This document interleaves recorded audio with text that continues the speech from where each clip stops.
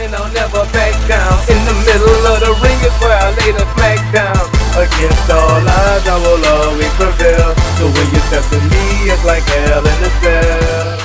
What's up, guys? Delzinski here, and I'm joined by a man who is a big fan of Hulkamania, sorry. Weeds. You alright, mate? How's it going? Yeah, I'm good. Did you enjoy the Ultimate Botch, the biggest botch in WWE history, with the announcement of the WWE Universe, brother? WWE Universe, I'm watching there. WWE Universe went live on Monday, didn't it? You can watch all your old pay-per-views on there, all the new No, that's network, isn't it? It's network. Are you sure it's the network, or is it actually network, brother? Are you sure, brother? Brother. Brother. Yeah. I had to have a laugh at it because it was hilarious. I mean, the amount of times Hulk was probably told you must say network, but still managed to say universe. Redeemed himself very well, nevertheless, but still same old Hulk. Still brilliant to have him back on that program. Yep. I'm sure Vince was very impressed with that promo that he cut. Oh, he'd have been asleep in the back somewhere. Okay, maybe. He's old. Yes, well, yeah, he is. He's definitely looking his age these days. I remember from back in the limo. So when I saw him there, he did definitely look very much older. Not taking any more F5s, is he? No, I don't think anyone will be. But that will lead us on to the first topic of today's We Talk. Yes, it is We Talk. I forgot to even say the name of the show, but there you go. Yes, we are talking first topic. Well, all three topics. We're going to be talking Lesnar, we're going to be talking Daniel Bryan, and then we're going to be talking about the Bootista. Bootista. Yes. Not over, is he? No, not the Bootista. That's and right. He don't like you, and if you don't like him, he doesn't like you, and if you cheer him, he'll cheer you. He's very straightforward. No complications with him whatsoever. Yeah, and he's also very knackered when he tells you that as well. He's absolutely exhausted. 7 minutes. That's right. Okay, right. Let's talk about the first topic, and it is indeed. Well, I've got to say something, Weeds. I've got to do this as well. A big shout out to Tom Cushney because he's a massive Brock Lesnar fan. Brock Lesnar. Yes, Brock Lesnar. He is a big fan of Brock, and basically, what do you think of it then? Taker versus Lesnar, WrestleMania 30. He stabbed the dude with a pen. It don't get more bad than that, really, does it? I kind of enjoyed the whole segment. I liked the segment. That was a good segment. It was different. Haven't really had that kind of thing before with the open contract stipulation that the authority gave Brock Lesnar. Paul Heyman. Oh, mate. I'm botching already. Paul Heyman and Mr. Walrus. There we go. That's where you see where I was going with that. Paul Heyman. Yes. Let me live it down. Okay, Hulk. All right. Universe, brother. Yeah, he sold it really well. Anything with Paul Heyman in is normally pretty good. Brock did his normal standing there, not doing an awful lot. I kind of saw the pen angle coming a little bit before, considering when you tell someone to sign a contract, do you normally leave your hand over the contract? Like, sign here. But no, I liked it. I thought it was good, and I thought the way it ended with the choke slam through the table, I think it sets it up. It's a good start. Not overly hopeful for the match itself. It might be a little bit of a tricky one. Normally, Taker's gone up against, your faster guys like HBK a couple of times, not Triple H so much, but very good ring general, and CM Punk last year. I don't know how long this match might actually go, though. I don't think it's going to be a 40-minute slugfest. It will be a slugfest, and I would imagine they will break the WWE laws of having a little bit of colour in it, but I can't see it being a too long war, this one. No, I really actually enjoyed Taker just in general, seeing him back in the ring. I liked the whole looking up at the sign. I thought it did it really well, camera angles and everything. Yeah, Lesnar didn't really show too many different signs. I'm glad he didn't speak. Heyman did most of the work there. Amos. Yeah. Hamus did most of the work, but All in all, it was nice to see Taker back. There has been a lot of talk that the likes of people like CM Punk, anyone that has actually worked with Taker, usually spends a lot of time doing the prep work with him to build for the match for WrestleMania. So there is a lot of concern that Lesnar doesn't really sort of see the reason to do that. You know, he's on this very special contract, this big money contract. Getting paid by the hour. Yeah, so is it, you know, that's a worry if he's not interested, because I've heard that what happens is whoever usually faces the dead man goes out to the Undertaker's gym and pretty much maps out the match for 5 days. So that's quite intensive, and I just can't see Lesnar doing it. I just see him going in and going, I want to give you an F5. Yeah, I think the way the angle started with the pen bit, I think that's going to be kind of how this is going to go. I think it's probably going to be quite violent for the WWE, and I think they'll probably only ramp it up from here. As I said, I fully expect this to be quite a bloody battle. I get what you say about the prep, in terms of, you know, having the time to actually put that practice in. I don't think I'm going to be too concerned about that, because I mean he's had his MMA career. The one that I'm suppose a little bit suspect about at the moment is Taker, because you only see him once a year, really, don't you, for the last 3 or 4 years? So I'd imagine he's probably a little bit more concerned about his fitness and ring rust and all that kind of stuff. But I mean, both of them, they're going to be able to tell quite a good match. If it's anything, it's half like the matches they had back in 2002. I think there was a great one. It might have been No Mercy, which resulted with, I think, the pair of them going through one of the advertising hoardings at the back. Anything like that is going to be awesome. So I think that's what I'm fully expecting, is that full out kind of war. You expecting the same sort of thing? I actually think that next week we're going to see the pen receive an F5. I'm not going to lie. Well, as long as Heyman's connected to it, I don't mind. That pen is in big trouble. But no, in all seriousness, I think it's just going to be one massive brawl. I wouldn't be surprised if we maybe see a bit of blood. A little bit. I think it's got to go down that route. It's got to go down the brawling route. Lesnar just can't do... Well, he's a submission specialist, technically, but all in all, I see this match going down a similar sort of scenario as the Extreme Rules match that he had with Cena. Yeah, definitely. And I can see a lot of spots, like interesting spots, maybe a table spot. Steel steps would most likely be involved. Probably going to get something in the crowd at some point, do you reckon? Yes. I kind of worry that this is not the sort of match that Taker needs at this point in his career. But I'm a big fan of Lesnar. I like Lesnar. I think the only issue here is, as you've said, in the past it has always been a guy with mobility, a lot of speed. Don't get me wrong, Lesnar can move. For a big guy, he can move, but not to the degree of a HBK, not to the degree of a CM Punk. So that's the only concern that I have here. I think this is going to go down the Triple H sort of route, brawling, a lot of fighting. It's going to be a bit of a massacre. I think the great thing is we haven't seen this for a long time. There's going to be many fans out there who haven't seen this at all. And they're seeing literally Lesnar and Taker, unless you subscribe to the WWE Network, of course. Seeing this kind of thing for the first time. You plugged it, man. Well, I wanted to plug the universe. We don't even get it over here yet, and you plugged it. Yes, we're from the UK accents, obviously, but yeah, don't plug the network yet. You're from the UK.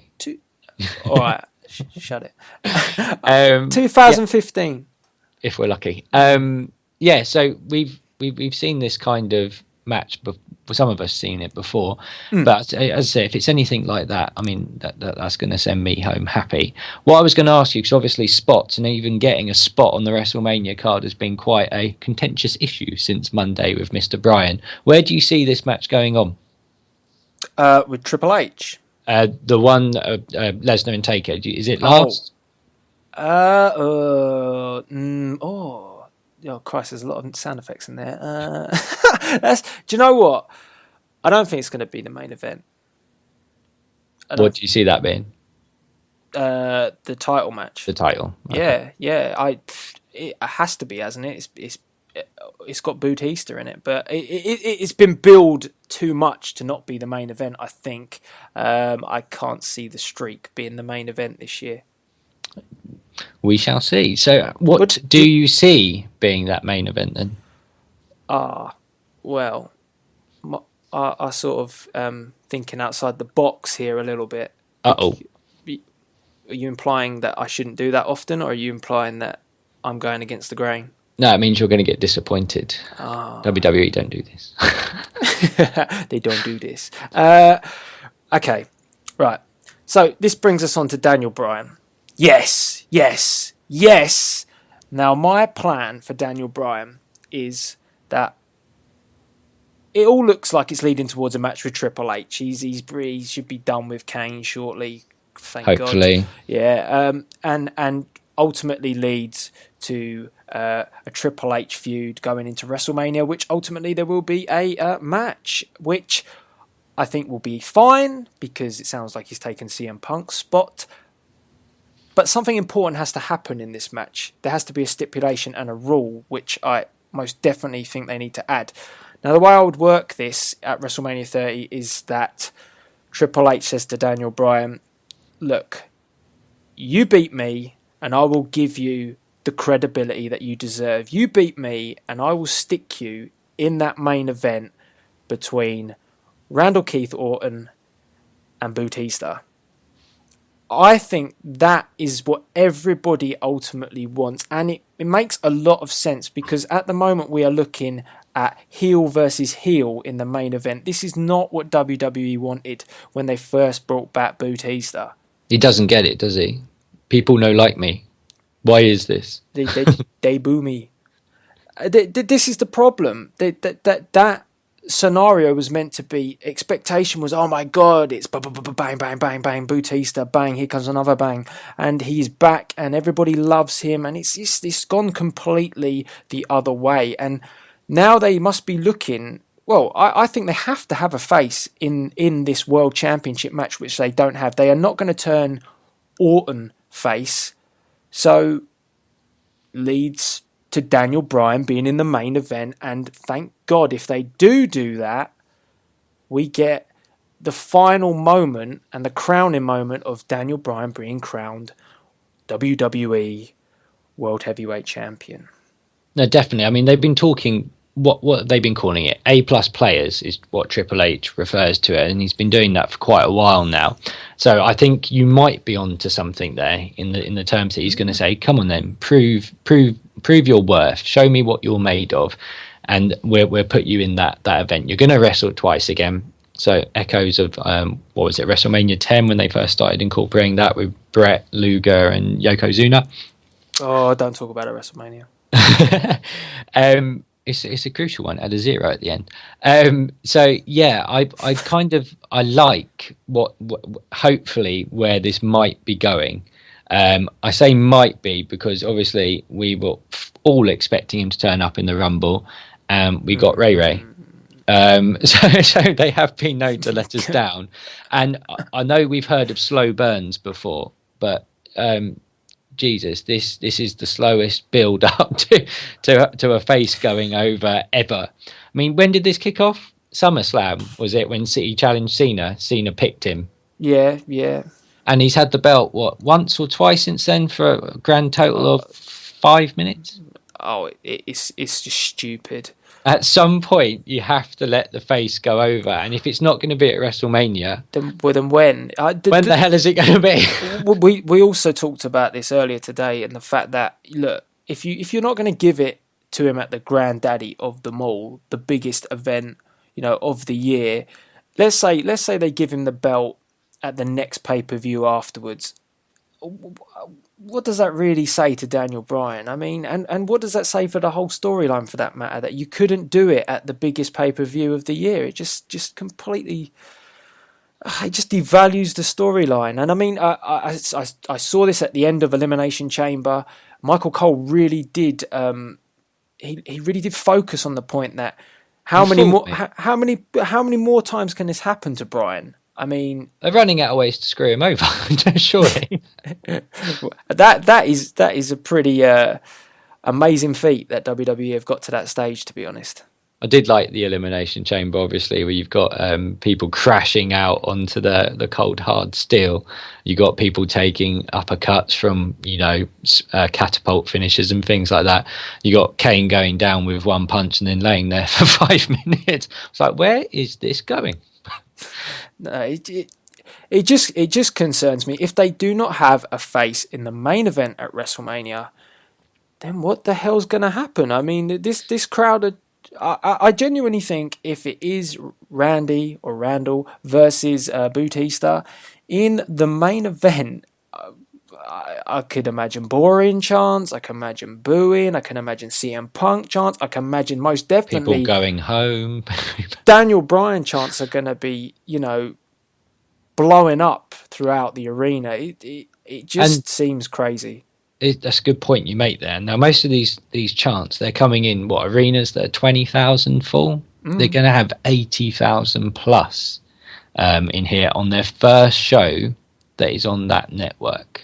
So you can't have 80,000. You can't mask 80,000 people booing the shit out of it, can you? No, well, that's an even better point. You would think that with the launch of the network, if you want it to be a real success, then the first thing you do is crown a champion that is most definitely going to be over with the universe. And that champion is Daniel Bryan. And I think the only other thing I could see that maybe could happen is that Hulk Hogan is used as a tool to put Daniel Bryan in the main event as well. That maybe Triple H...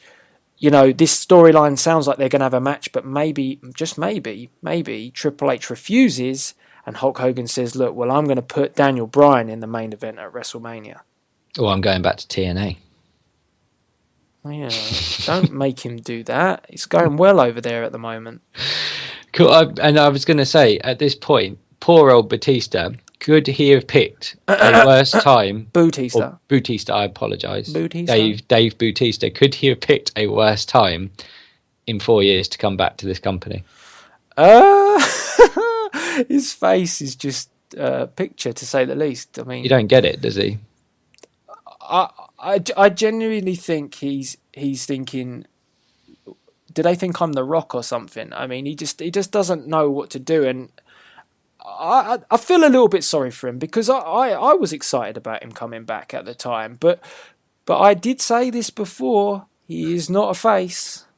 No, and that's the problem. But someone's already got that heel spot, haven't they? And they do it really well in Randy Orton. I think the issue is it's a bigger and it's a wider one, isn't it?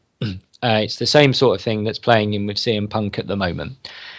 The perception that when he was come back, and he's kind of changed that, I think, in the last week or so, is that, is he going to wrestle anything other than pay-per-views? And it, rather than, the guys that can wrestle, and I mean, there was even you can't wrestle chance. Now, I disagree with that. Batista can wrestle, and he's another one that's, he's quite good at telling a story.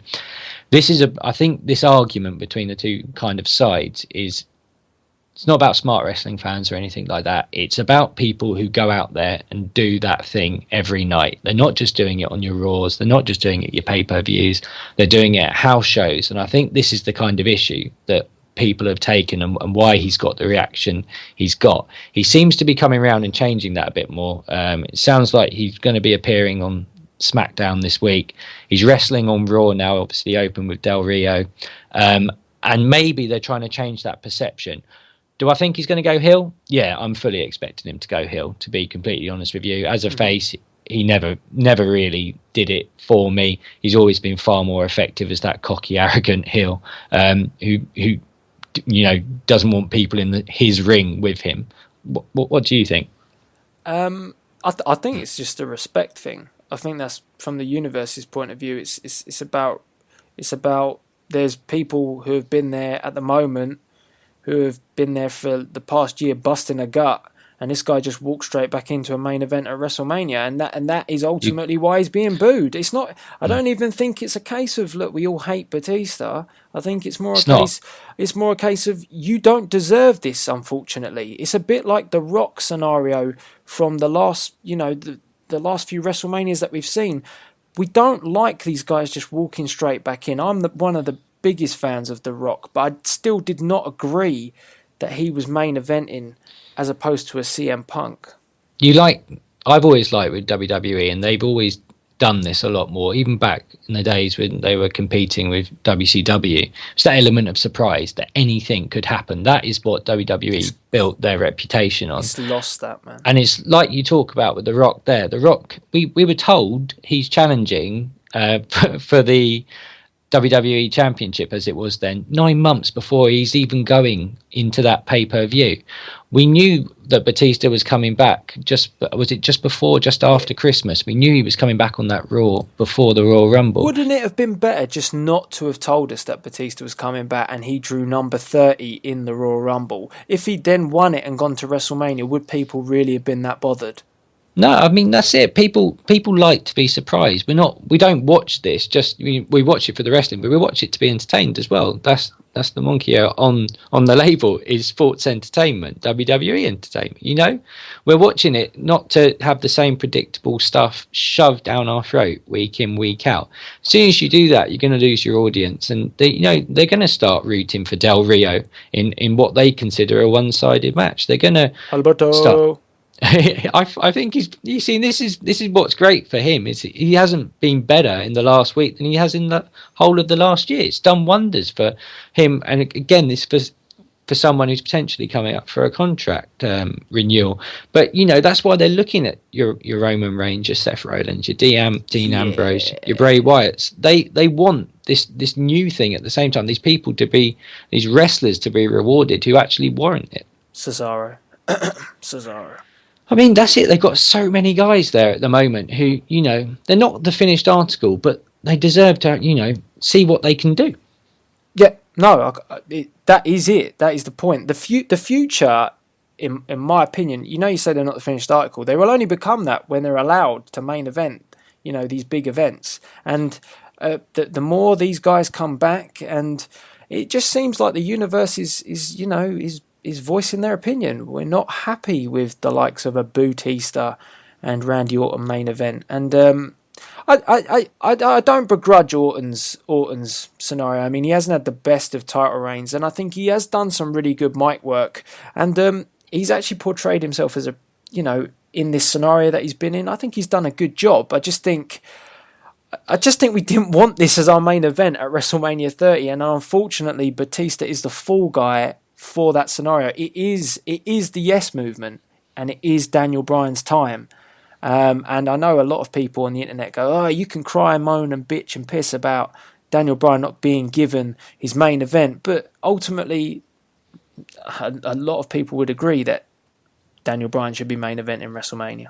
I mean, it's whatever the WWE do. They're not going to please everyone, are they? And I think they've been a bit cautious for the last couple of years. I don't know if you agree, because they've pushed people like Swagger before. They've pushed people like Barrett. And the Miz, man. The Miz. They haven't, and these guys, they were pushed too early. They were pushed into roles they weren't quite ready for, because they weren't as over as they could be. But you should never have pushed the Miz. No, but I mean, poor old Barrett. I mean, the guy should be a legitimate, brilliant heel, and I really liked the work he did with the Nexus a few years ago. Mm-hmm. And I mean, look at him now; he's propping up a Pepsi can, effectively being pushed up and down at this pay-per-view. I mean, when was the last time he wrestled? Do you want me to give you some bad news? Yeah, he's never going to wrestle again, is he? No. The bad news for you, Weeds, is John Cena did that. He ruined his push. He ruins everyone's push. Yes. Hope he doesn't do it to Bray Wyatt. No, he's injured. We know he's injured. And we know Bray Wyatt's probably going to go over because of that. Yes. Cynic. Well. I think, oh man, you could go on about these topics for such a long time, but we are becoming within that threshold, and I think we've got to save some more for the next We Talk anyway. So, yes, we have covered Lesnar, so obviously let us know what you thought of the final segment of Raw with with Brock Lesnar and the Undertaker, the contract signing. What did you guys think? Are you looking forward to that match? How do you think that match is actually going to go? Because it is a very different scenario to the norm. What do you think of the chances of Daniel Bryan being in the main event? Are you actually looking forward to a possible match with Triple H? Nah, don't know about that. And then, obviously, last but not least, Randall versus Bootista. Is it ultimately best for business? Heel versus heel. Do you think Bootista deserves the boos? Do you really think he does? I mean, is he just a fall guy for a mistake that the WWE have ultimately made? Oh, so much to talk about. It's mental. Definitely. I was going to say from next time for me, I'm going to go off and see if I can be an A+ player. No chance. No chance. And I am off to go buy myself a pair of those very tight skimpy Bootista pants because he's been rocking them big time. He's either getting bigger each week or he's... Oh man, that is the worst thing you could have said. His body, you sick freak. Oh Jesus! On that note, I'm going. Yes, yes. Probably going to look at Batista's size, but I am off, and so is Weeds. Until next time, please rate, comment, and subscribe. This is another We Talk Delzinski and Weeds signing out.